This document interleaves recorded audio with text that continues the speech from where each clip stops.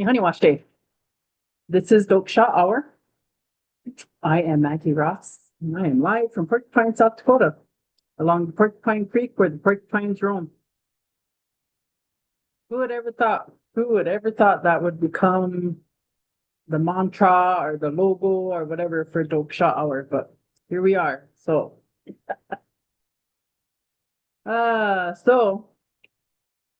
today we are going to talk about my week.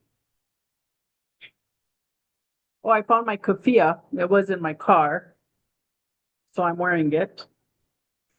I'll give you some time to grab your coffee because we're going to have some conversation. And remember to share. Share on whatever platform you want to share it on. Don't forget to do that. But anyways, I went to Denver this week and I attended the K to College Institute convening or their conference. And I have walked away with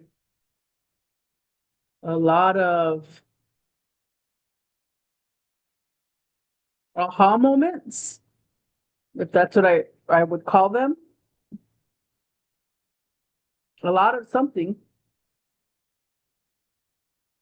This K College Institute is, the conference is like for all educators in dual enrollment or dual entry programs. So this is like that bridging program from building from kindergarten all the way up to college. So our strand of education. And so I attended that. A lot of educators of many different colors. And advocates. There's leaders, advocates that were all committed to reclaiming and transforming education. It's just like really phenomenal. Very, very well put together. And I thought I would have time to do things. It wasn't true. I got there, I think I had a little bit time in the afternoon of the first day. That was it. It was packed. It was packed with sessions, learning, thinking, all of it. And I left exhausted, mentally exhausted, but very glad for the opportunity. So what is it? What is K to college? So it's kindergarten, as I said earlier, kindergarten to college. And when I reflect and think about that, like I'm thinking, well, there's a couple of things in my reflection this morning. I was like, man, because there were some tribal colleges there. And we like had our own little grouping and meeting together to talk about collaboration. And I was thinking I should have invited them to Toksa Hour this morning. We could have shared and they could have talked about their learning experience and what we see could happen with tribal colleges with dual enrollment. But anyways, that's the hindsight 2020. I'll get it together one of these days, and I may reach out and see if they would be interested in coming on and talking about this, because this could like be impactful. So for me, I started thinking like I had like this mental struggle that was going on with me. And in the mental struggle, I'm sitting there thinking about, man, I hate education, even though I'm an educator. Because it seems like all the years that I've been in education and trying to change the structure of education, fighting for identity in education, fighting for language in education, fighting for all of these things, it still doesn't appear to be moving. And so I had a realization that I have two different things going on. Two different things going on. It's like this cognitive dissonance with me. You know, like I'm going through this whole debate, this debate with myself. Like what is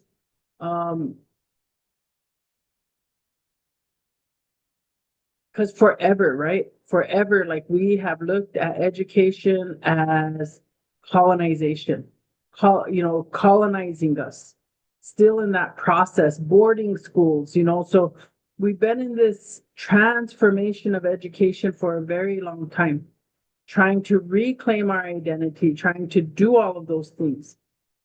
And so there are many people that have that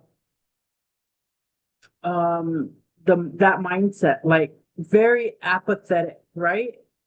Because we look at colonization and we look at what they've done. So in 2021 or 2001, not 2021, 2001. So over 20 years ago, George W. Bush was our president, and he created the No Child Left Behind. And No Child Left Behind said, no child will be left behind. But that's not what happened. Is they created all of these measurements. I mean, there were already some measurement tools where the National Department of Education was trying to steer education because the United States public education was not that great. We were not number one in the world. We were not number two in the world. We were not number 3, 4, 5, or 6, or 7, or 8, or 9, or 10, I think, in the world. We were very well in the world when it came to education. And so they started this process of streamlining or trying to, so that's where standards come from. That's where learning objectives come from, where we're really starting to try to measure what we're learning, assessments. And so in that process, we see that in No Child Left Behind, there were people that got left behind. Like institutions, whole institutions would be tracking students. And as teachers, we're known to kind of help this along, right? Like that student, that student, that student. That's how their parents are. That's where they come from. So we're setting this negative, we're attaching negative words to children is what we were doing. And in the process, we create apathy because instead we weren't like saying, how do we transform or how do we change it? What No Child Left Behind did was it made you compare. So a third grade teacher, this is your bunch of students this year. So they test and then they move on. The next third grade bunch that she gets comes into play, and then they measure that group to this group. Instead of measuring like what one is doing, what one individual is doing, how they are progressing. It was focused on your performance as a teacher with different groups of students and never acknowledging the shortcomings of students and what we do for the interventions and things like that for students. So we looked at people for their deficits. We didn't look at them for their potential. We looked at them as their deficits, and all the models. State of South Dakota, notorious. They did it. Their Department of Education did the mandates. And the Bureau never created anything. So all they did was said to all the tribal schools in the United States, just follow what your state is doing. So this empowered states to take control of tribal schools. True story, true story. Anybody wants to come up and talk to me about this or debate me or tell me I'm wrong, let me know. I'll send you an invite. We'll have a conversation. But anyway, so that's kind of what happened. So now we sit 24 years later and we have problems, right, in our community. We may have increased, but we have like a whole level of apathy that's taking place for our youth. Parents, like, why should I care? They didn't care about me, whatever. And schools may fundamentally, because on the Pine Ridge Indian Reservation, schools started going through trauma-informed education. So they may have been transforming and stuff, but you've already created some problems with parents that came through the No Child Left Behind stuff and learned that schools didn't care about them and then just kicked them out because that's what they were doing. That's what they were doing. Anyways, anybody wants to debate me, please come on. So I went to K to college conference. And the thing that, so I have the colonized mindset, right? And then now I'm thinking about this other mindset. So like to me, I think education and learning is so rewarding. And not that, I mean, I don't agree that everybody should be having to dole out money to learn. But I just think that the power in having an open mind and looking, investigating, asking questions, drawing your own conclusions to things, that's powerful. And so one of the things that I thought about was this K to college mindset. And if we could transition to having a mindset like that, we would then start moving into a place of reclaiming the circle of learning.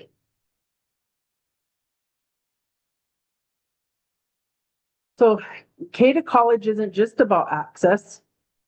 It shouldn't be just about access. This should be a process that we are building in our tribal education departments, tribal education agencies, in our tribal schools, coming from our tribal councils. It should be about sovereignty. What we want, defining it how we see it, and standing to those truths. So this could be a worldview, our view. Education as a lifelong, sacred path rooted in identity, language, and our Teoshpai. Wow, it could be.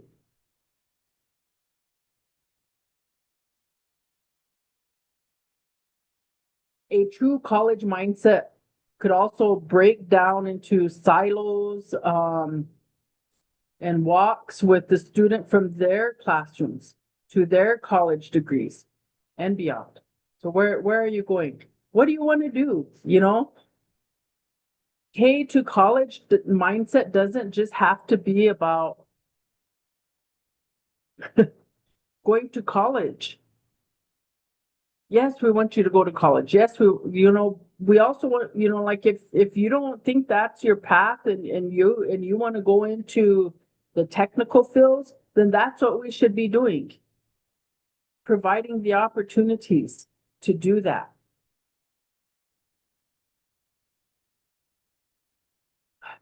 So the whole transition of it means that we have to move from this colonized mindset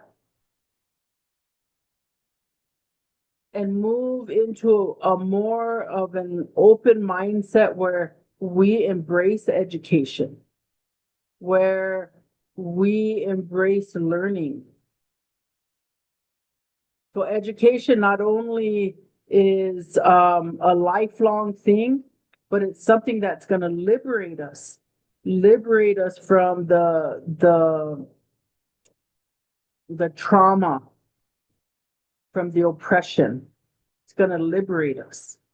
And And if we do it correctly, it can start building in our communities. What does that look like? Because that was a question that I kept saying, like all in dual enrollment, what do we do? What are we doing? Like our reservations are impoverished. We don't have a lot of jobs. And now Donald Trump is going through the process of cutting everybody off, right? So he's resetting everything. And so tribes are going to be losing funding. We're talking about our healthcare, all of those. So what are we doing? How do we build an economy?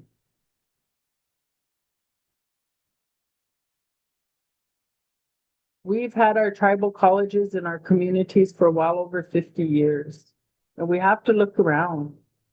And sometimes this brings up this ugly thing that I feel about nonprofit organizations. The building of nonprofit organizations, and then some organizations are more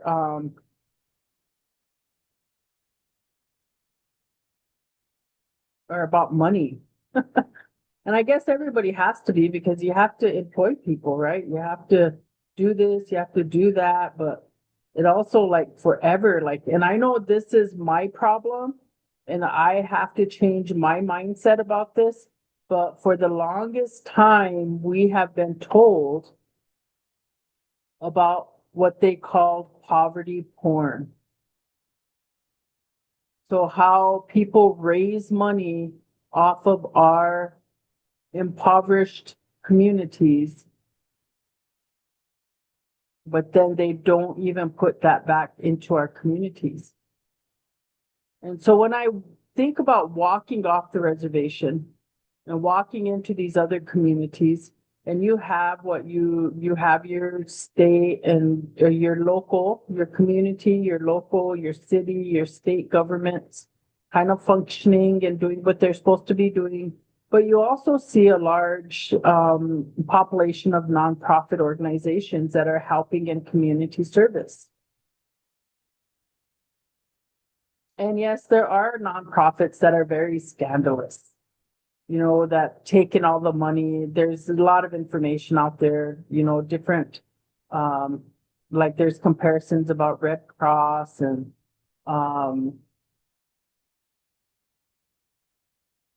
Salvation Army and United Way. And then the churches, the millions that the churches are bringing in. But anyway, so each of those nonprofits are able to establish themselves in their communities with their Christian mindsets. They can take their belief systems or their non-belief systems and then impose that. So we do see that in Rapid City. We'll see like Wavy. You have to be Christian. That it gives you those Christian mindsets.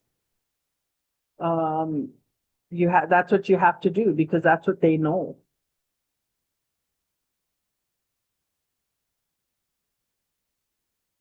So those are really important things, that conversations, like how do we view nonprofits, and then or how can we change our mindsets about what the nonprofit work is doing in our communities? Because the tribes are losing resources. We don't know if the nonprofits, how much the resources, this is one of the things that was like kind of a bitter thing for me, is that like our districts, should be empowered to do things, but oftentimes the nonprofits will take from the districts, and then you have to go to the nonprofit to ask for those services, which then also is like the same thing. You have to go drink their Kool-Aid to get the service. You have to be, on their campaign to get the service.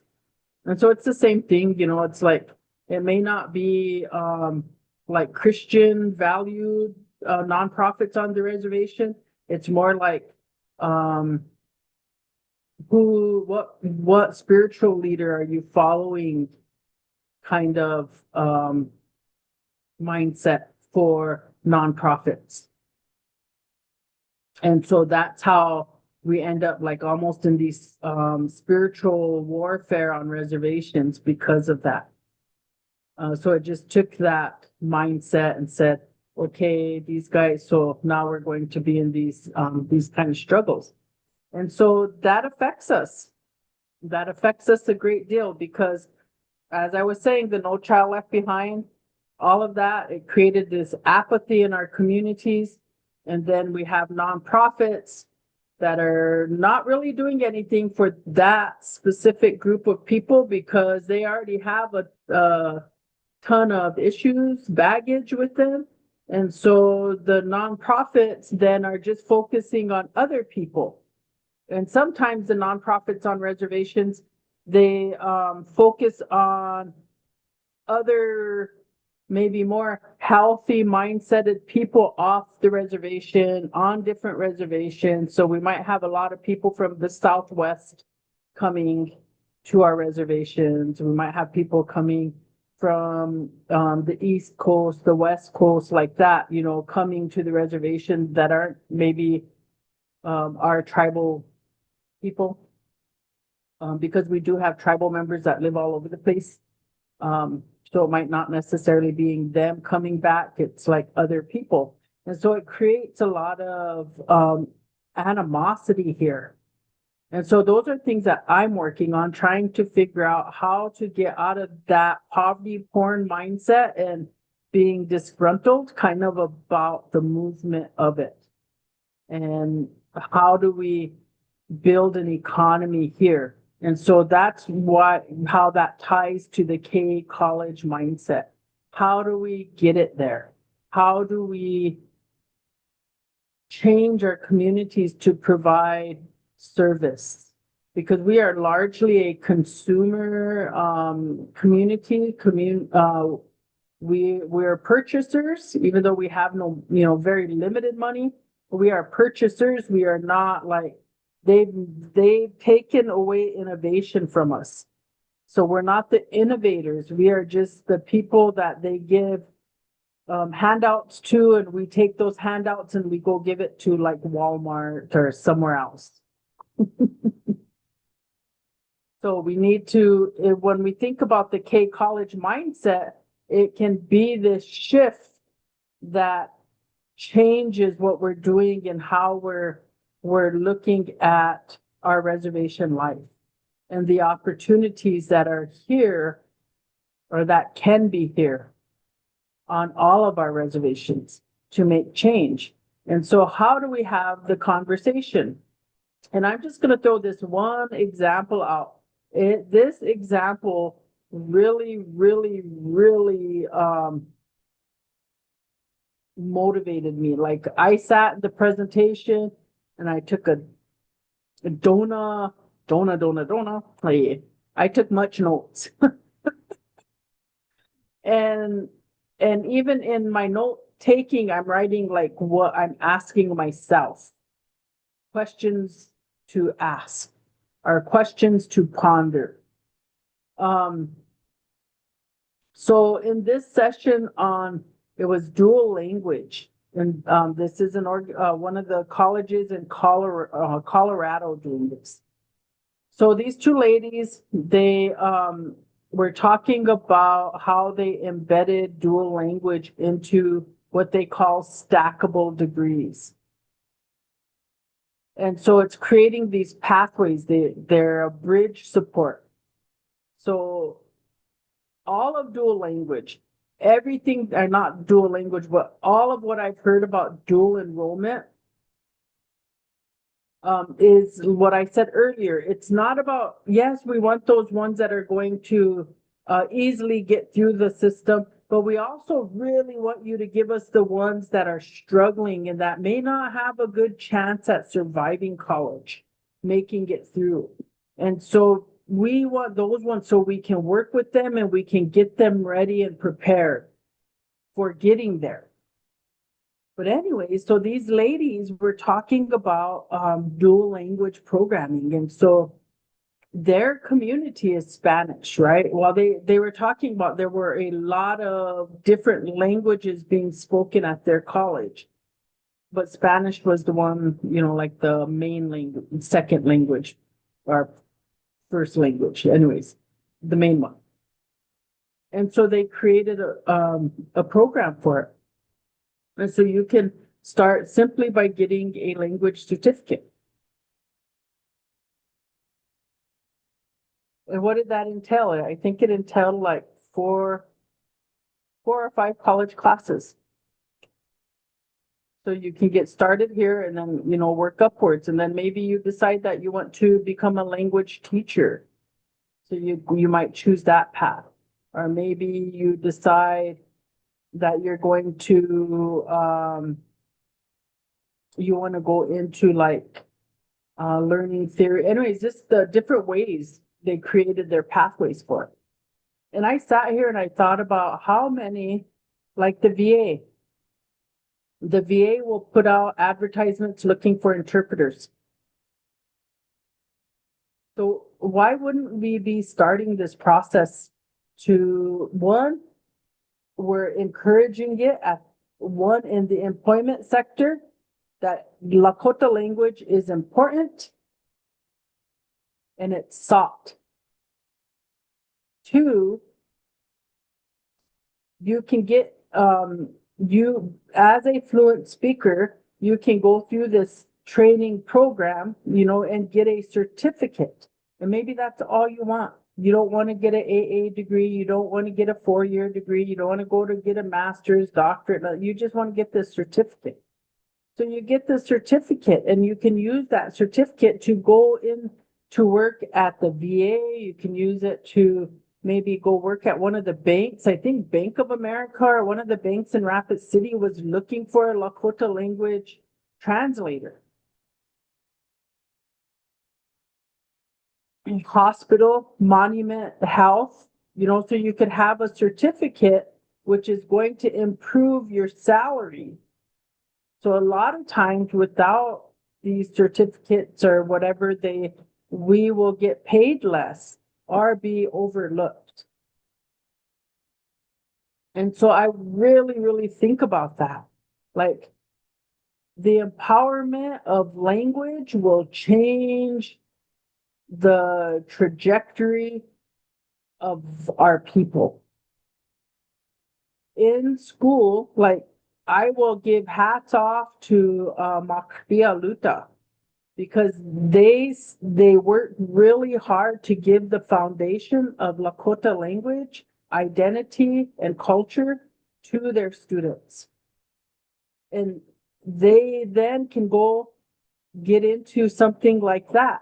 Like, hey, I'm gonna go get my dual language certificate, or I'm gonna get this and I'm going to go on and do this. So it's these starting points that give us the opportunity to think differently.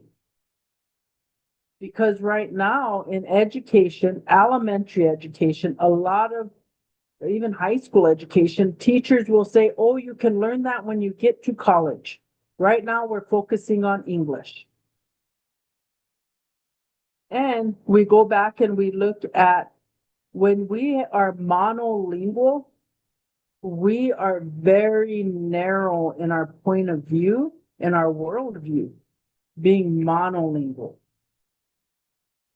And people might think that as Indigenous people, our ancestors were monolingual, but that's not true because we had allies and we were able, whether it was through sign language or, which is a language, sign language, or learning through intermarriage.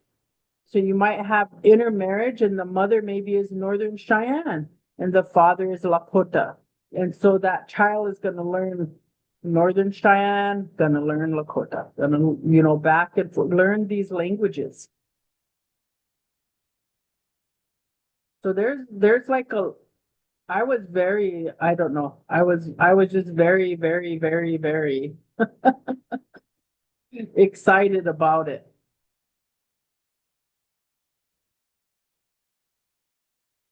I don't know what you guys are thinking about it.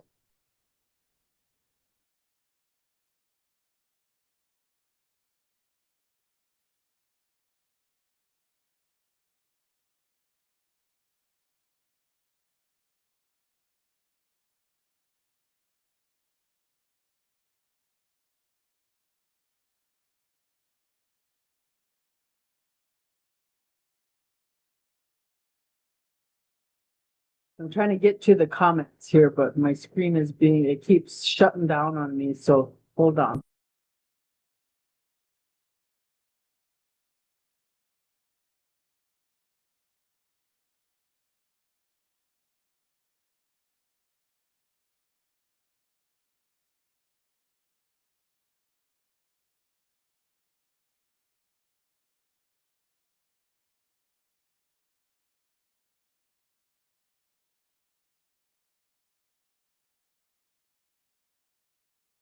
All right, I found it. My screen just me and my solo technical problems. Good morning, Steve. Thank you for joining.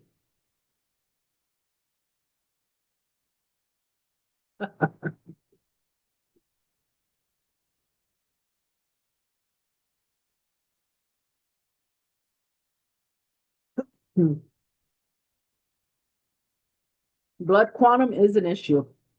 Yeah. It says then you need to see them for dual language. I know some Lakota kids down here who are 11128 Indian. Then it's shortened up here. Oh, wait, oh, that's ended there. Quantum pivot for Oglala is on the 1164th here in Silver City.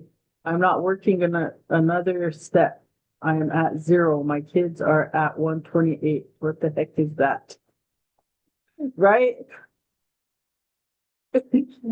I see like blood quantums that are like 168 over 224 fourth. It's like what is that? I've had someone say to me, like, we need to move away. Like, everybody should be considered 4/4 Oglala or 4/4 Sichungu or 4/4 whatever, Navajo, whatever, 4/4.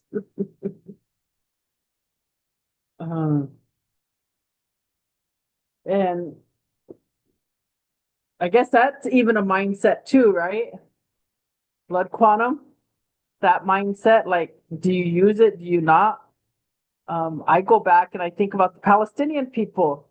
They're not over there saying, what kind of Palestinian person are you? You know, what's your percentage? What's your blood quantum? You know, they're Palestinian and they're all shades, you know, it's like,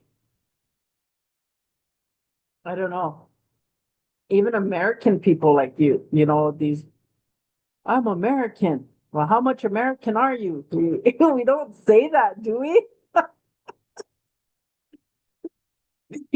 That should be something that we're saying. How much American are you?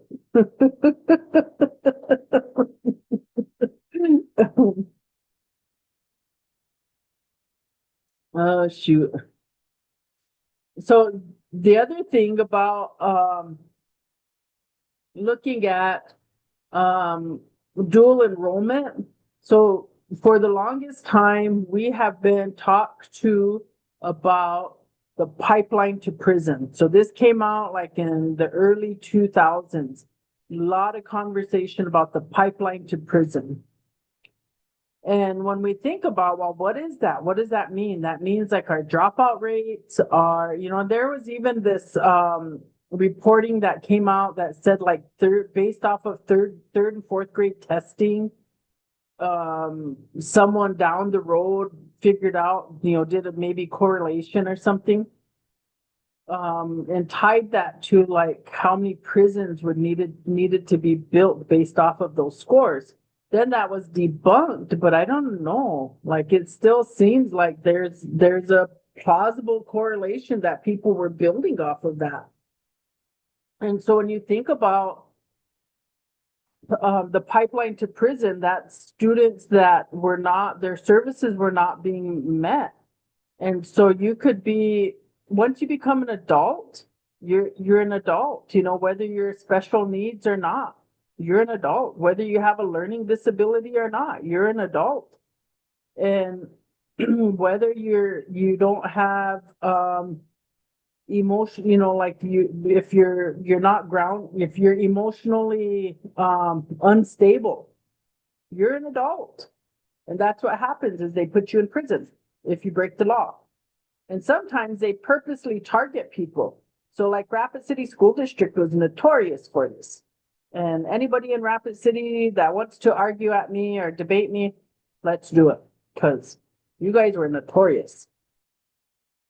The amount of students, like you even still at Rapid City Central, you still have police officers within your school. You build criminal cases on Native students in your school to this day. So you can end up with a juvenile record that once you get to your first crime as an adult, whether it's whatever, drink DWI, whether it's you got in a fight, public disturbance or something, they are creating you as a habitual offender, which jacks up your charges. True story. So anybody at the Rapid City PD or the Rapid City Pennington County attorneys, Rapid City area schools, I'm open for discussion. But so that's kind of what happened with the pipeline to prison. And there's a lot of research about it. Years ago, Daphne Cook became, I don't know if she is the first Native American person, but she maybe the first Native American woman. I don't know, that was put on, you know, on the school board. And so she raised those questions all the time. And the rest of the school board didn't really like her doing that, you know, because it challenged what they were doing or acknowledging too what they were doing. So anyways, so what dual enrollment has, if we do it right, it has the potential to disrupt this pipeline. It's even has, I mean, people still talk about it as a pipeline, you know, pipeline to opportunity versus pipeline to prison. It's a pipeline to opportunity.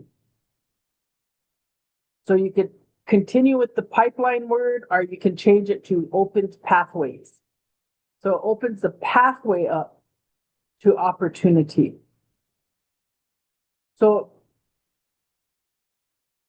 we have the potential of getting our students through some college courses. Dual enrollment is specifically funded by states. So it's not anything that Donald Trump is dismantling. So dual enrollment is funded by states. So the state legislatures. And so we may see an effect to that, but it's still available for schools. And so we should be working with our high schools to create this opportunity. And our tribal colleges should be beefing up, because this is the truth. Tribal colleges are on, you know, enrollment decline. So you want to grow and make a sustainability effort, grow it there.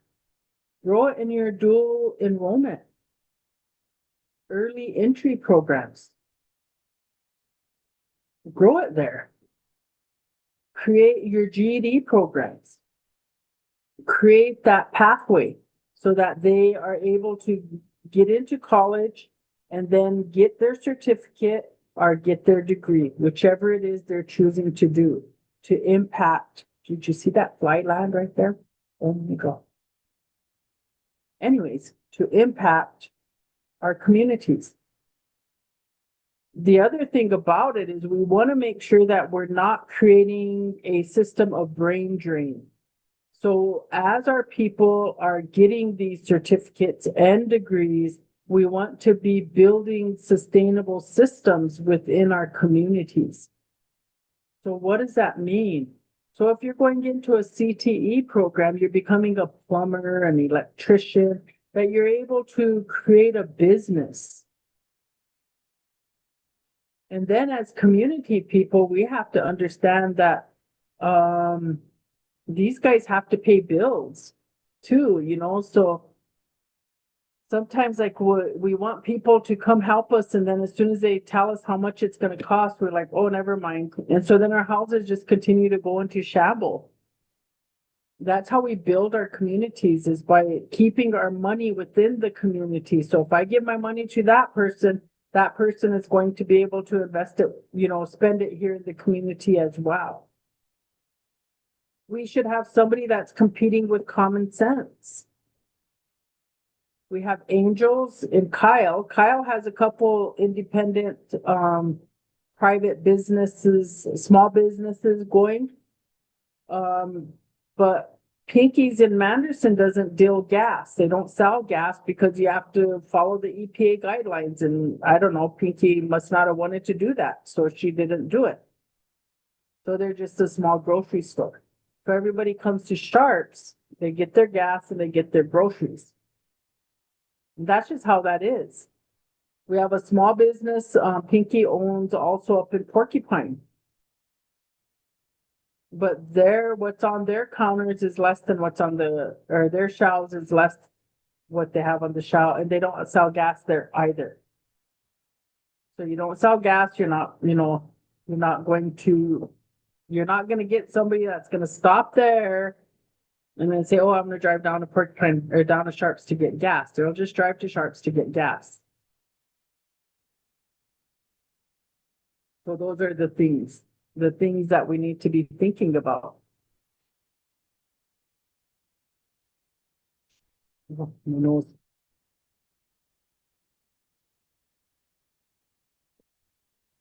So what do we need to do? We should be we need to stop being gatekeepers. There are so many tribal members who went off to get their degrees, became educated, and then now are gatekeepers. They make it extremely difficult for anybody else to get on that path. Raising the bar so high that the bar wasn't even that high whenever they went through the system, but they make it extremely difficult for everybody else coming behind them. So we need to dismantle the gatekeepers. We do. And we need to give opportunity for young minds to lead and to ask the questions. Your tribal councils, how many of those people have been the same, doing nothing, and the only thing that has grown in your community is methamphetamine addiction, fentanyl addiction, drug addiction, alcohol addiction? How many of your communities have grown in that way with that leader?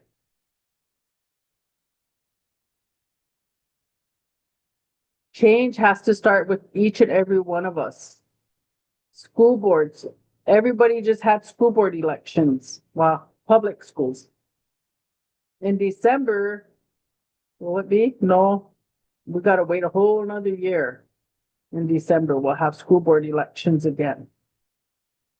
So we need to be electing people that are open, that are not gatekeepers, and that do not support gatekeepers.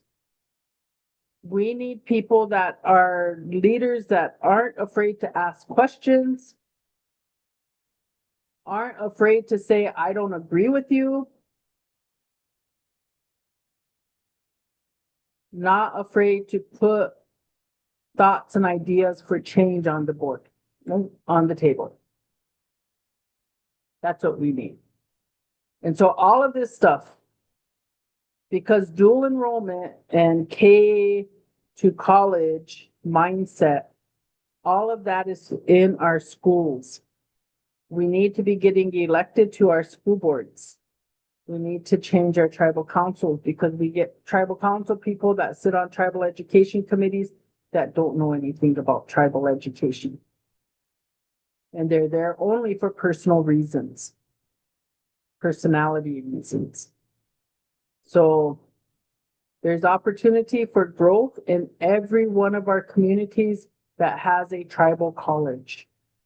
We need to take advantage of it. We need to move,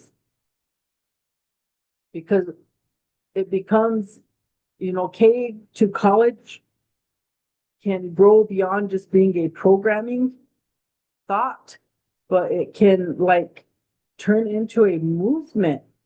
We can use it as a tool of resistance and rebuilding. We can be creating within our own institutions, creating the pathways, bridging the gap, and talking about things in a positive way about how we can bring growth versus looking at things in a deficit mindset where everybody is the problem. We can look at ourselves as the solution versus the problem. And that's what we should do. We should do that. We should be the solution. Yeah. Yeah. That's what I think.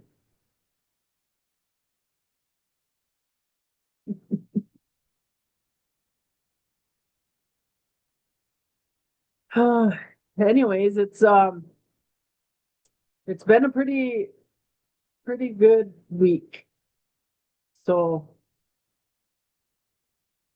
I'm glad to be home. I'm glad to have transformed my own thinking. Now I have to put things to action and be insightful, helpful, and encouraging on that process.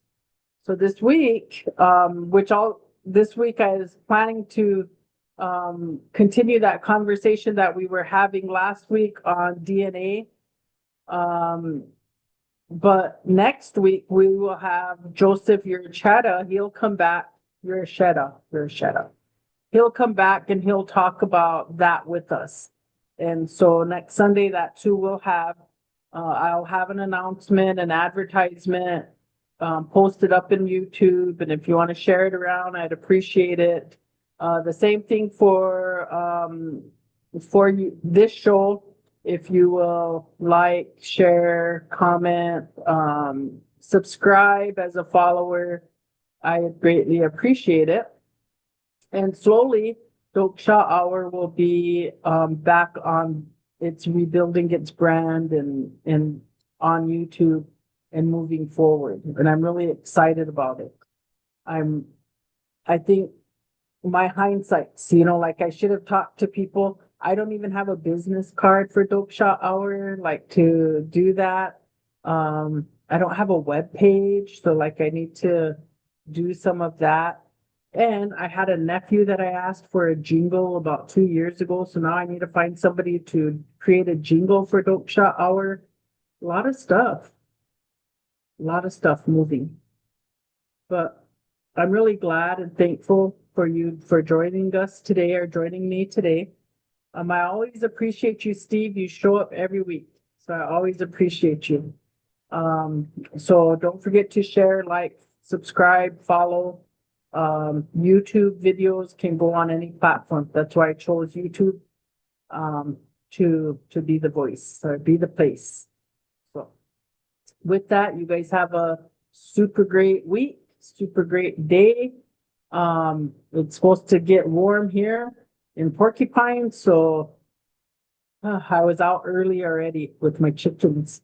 So, all right, we'll see you guys soon. Toksa.